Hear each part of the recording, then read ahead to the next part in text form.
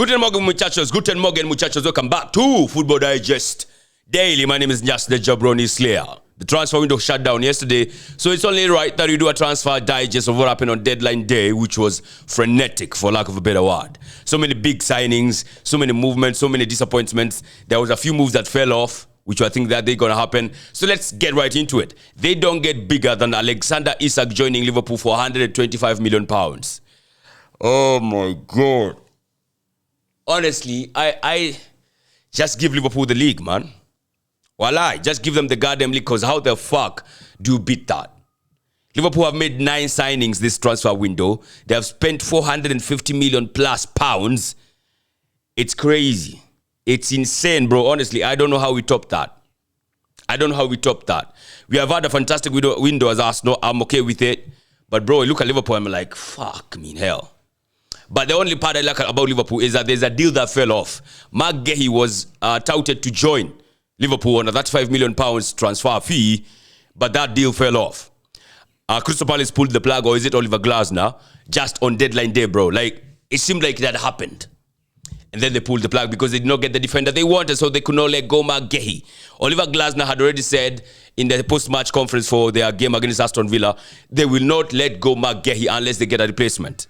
They did not get an adequate replacement, so they pulled the plug on that deal. So Liverpool did not get Mark Gehi. If they would have gotten Mark Gehi, bro, we're talking an 11 out of 10 window for Liverpool. Honestly.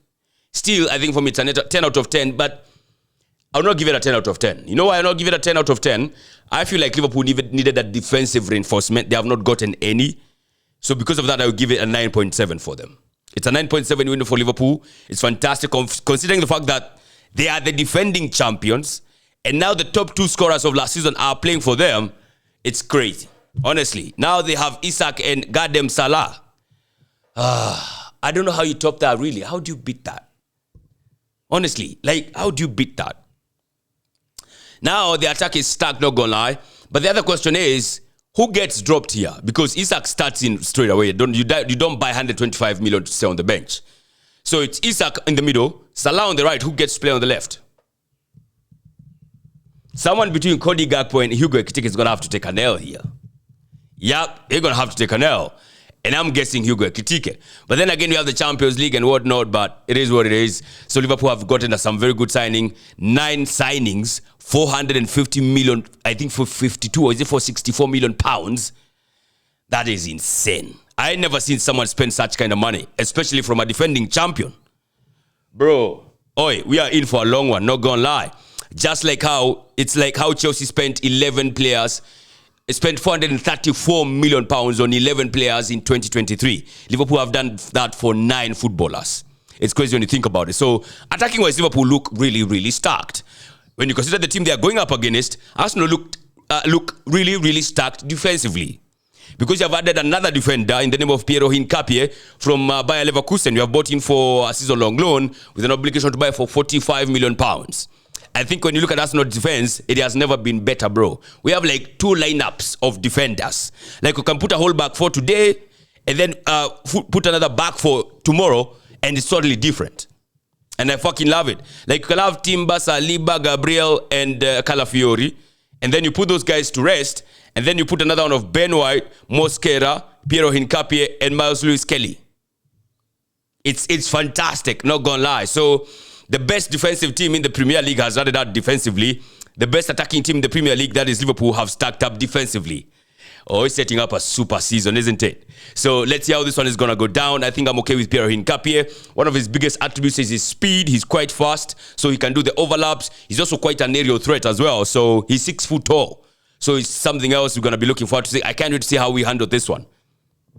Honestly, I cannot see sometimes him playing in the left back position. Maybe he'll do that sometimes. Left centre back position, maybe he'll do that sometimes as well. So quite interesting moving forward for us defensively. I'm okay with that, honestly. In terms of outgoings for Liverpool, they let go Harvey Elliott, who has joined Aston Villa on a permanent transfer, I think worth £35 million. So that's very good.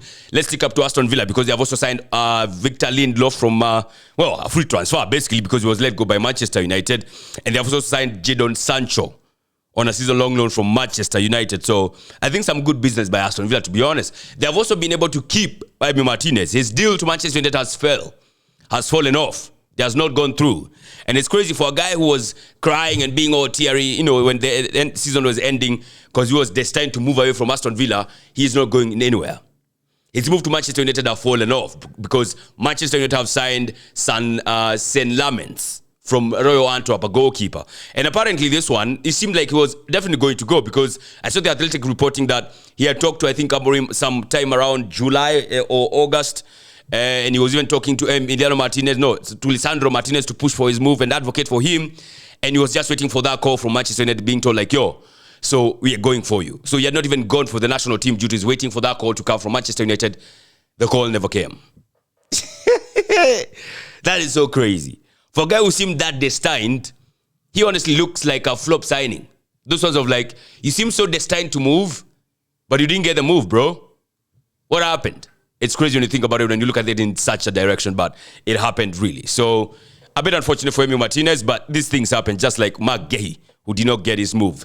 In terms of outgoings for Arsenal, we have let go Lokonga. Sambi Lokonga has joined Hamburg SV for £10 million. That's a permanent they have also let go Fabio Vieira has gone to Hamburg SV as well on a season-long loan. Rhys Nelson has joined Brentford, which I think is a good signing for Brentford. I cannot see what he does there, honestly. It's a season-long loan. Zinchenko has joined Nottingham Forest on a season-long loan as well. So quite some outgoings and freeing up some wages here. Like Zinchenko was on £150,000 per week, bro. That needed to move when he was not getting any game time, especially after the signing of Piero Hincapié. So, good signings nonetheless. Spurs have made a very good signing as well. They have signed Column 1 on a season-long loan from PSG. And I think that's a super signing for Spurs. I cannot see how it does in the Premier League. Of course, they have signed Xavi Simons, who's a good footballer, on top of Mohamed Kudus. I think Spurs have had a good deal. Honestly. A turbulent transfer window, let's not lie to one another, because of the rejection of Eberechi Eze, the hijacking of Gibbs White by Marinakis. So, wameumia kidogo, but eventually have gotten some good signings in my opinion. Crystal Palace did not let go Magay because the defender they were looking at, Igor Julio, has joined West Ham. He chose to join West Ham instead of them. A bit crazy when you ask me, but it is what it is. Another big one that happened in my opinion is Galatasaray signing İlkay Gundogan. Well, he has Turkish roots, but you know he pledged his allegiance to Germany, but he has Turkish roots, so that's a good signing for them. Good window for Galatasaray, not gonna lie. Victor Osimhen on top of that, Leroy Sané as well, and some other dude, is he called William Sangio or something? Yeah, good transfer window in my opinion for Galatasaray. Manchester City also let go Manuel Akanji. Now, Manchester City, they have brought in Donnarumma, who we all know is not good with his feet, and that seems like a trade that Manchester City relishes from their goalkeepers. But Donnarumma is coming in, and they have Donnarumma now in James Trafford. Trafford was a buyback clause. They bought him back for £27 million. So I think defensively, I'm not convinced by Manchester City, really, especially after letting go Manuel Akanji. But only time will tell for this one. I don't consider them to be title favorites, in my opinion. I don't, because of that. Manchester United, like I said, they signed Sen Lamens from Royal Antwerp, a good goalkeeper. But is he going to do the same at Manchester United? Only time will tell. Now they have him, Onana, and Baindir. I don't know who's going to be that choice. We'll have to wait and see for this one. So it's going to be quite interesting. Any other big signing that I may have left? Let me check out on my book. Chukwueze joined Fulham from AC Milan. I think it's a good signing as well. Fulham have also signed Kevin from Shakhtar Donetsk. So let's wait and see what Fulham are going to be doing attacking wise. I think there are some nice options, those ones. And of course, Chukwueze shall be playing alongside his Nigerian mandem. I'm talking Calvin Bassey and Alex Iwobi. So it's a good signing, to be honest. Anthony, of course, joined Real Betis. They finally agreed personal terms with the club. That was seeming like an issue, but now it's sorted. It's not a problem anymore. Jadon Sancho joined Aston Villa on loan. I think I've mentioned that. Brian Brobbey has joined Sunderland from Ajax. Sunderland have signed Brobbey and some other man them I don't recall. I think Sunderland now have signed like almost a whole team. I think they have signed like 11 footballers, to be honest. A bit crazy when you think about it. This thing of gelling, are they going to take time to gel and whatnot? And of course, 7 of those man them are also Africans. So when the Africa Cup of Nations comes knocking, we're talking a different ball game altogether for Sunderland. So quite interesting for that one. I think I've mentioned Victor Lindelof joining Aston Villa. They are joining Aston Villa on a free transfer because he was free. He was let go by Manchester United. The other transfer that really caught my eye was Nicholas Jackson to Bayern Munich. So Bayern Munich have signed Nicholas Jackson on a season-long loan, but with an obligation to buy for £70 million. Like, bro, Chelsea are so good at selling, it's crazy. I don't know how they convinced Bayern Munich to take Nicholas Jackson and take him with an obligation to buy. That is insane. Not gonna lie, honestly, it's insane.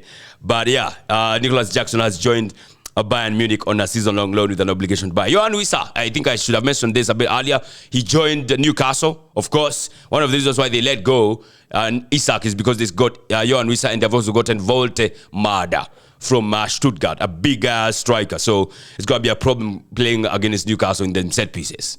It's going to be a problem, not going to lie. So big signings all around. Others worth mentioning. Fenerbahce have signed Amrabat. No, he has joined which team? Real Betis from Fenerbahce on a season-long loan. Which other big deal is worth mentioning? Chelsea have signed Bonanote. I don't know why they needed that guy from Brighton on a season-long loan. They have let go Chilwell to Strasbourg. And I was seeing like someone saying how Chelsea were negotiating with Strasbourg. Like, yo, we want 10 million. No, let's do 9. No, let's do 8. No, I want 10 million intact. And that is Todd Bowley talking to Todd Bowley because he owns the two clubs. It's insane. Oh my God. It's like how they signed Enciso from Brighton to take him to Strasbourg so that he can finally come to Chelsea later. Like Chelsea, the way they're doing their business just sounds wrong. Just sounds shady and criminal. It's insane when you think about it, really. But yeah, those are the big signings. Also, locally, there was Suleiman Manzour. He has joined Nairobi United from KCB. I think that's a good signing. Yeah, I can't wait to see how it kicks us for next season. So basically are the big signings that have happened the deadline day. A frenetic one. Of course, before the deadline day, the transfer window had already been smashed in terms of the spending so far. Of course, the Premier League clubs have spent, I think, £2.6 billion so far. When you add the deadline day transfers, that might maybe even get to 2.7 or 2.8. Shattering the previous record set in 2023, where Chelsea spent 434 million. And that was, I think, 2.3 billion pounds. The most staggering thing for me is Liverpool have shut the transfer record twice in the same window. Oh my God. How you shatter the transfer record twice, same club, one transfer window, it's insane. Sounds criminal. Honestly, it's mind-boggling when you think about it, but it has happened, man. It has happened, and that's the transfer window for you in a nutshell. It's going to be a crazy transfer. It's going to be a crazy season. Now let's wait what teams are going to be doing between now and January, where January they have a chance of signing yet again. Maybe Liverpool might go get McGahey in January. I don't know. I think Arsenal, I'm okay with our business. I give it a proper 10 out of 10 in my opinion. In terms of the incomings, 10 out of 10. I think it's the best window. In terms of incomings for Liverpool, I give it 9.7 because they did not get McGahey. I feel like they needed to get in someone defensively. But holistically, I think Liverpool gets a 10 out of 10. Yeah, and Arsenal does not because our sales are poor. So, yeah, I think Liverpool have holistically got the best window in terms of outgoings and incomings. But in terms of incomings alone, I think Arsenal gets the best. Edges Liverpool on this one because holistically, the outgoings for Arsenal were horrific. They are bad. Arsenal is a poor seller. We are poor in selling. So I think that's just why Liverpool edges us in that essence. All right, tell us what you think about the transfer window. Who do you think is going to be the signing of the summer? I think the signing of the summer for me is Alexander Isak. It's a bit of a no-brainer. Let's not lie to one another. And yeah, Liverpool have had the best window. Who's going to be the flop signing? It's too early to tell, man. Not going to lie. But let's wait and see. Talk to me on the comment section because there's only one thing left to do beyond now. Subscribe to the channel.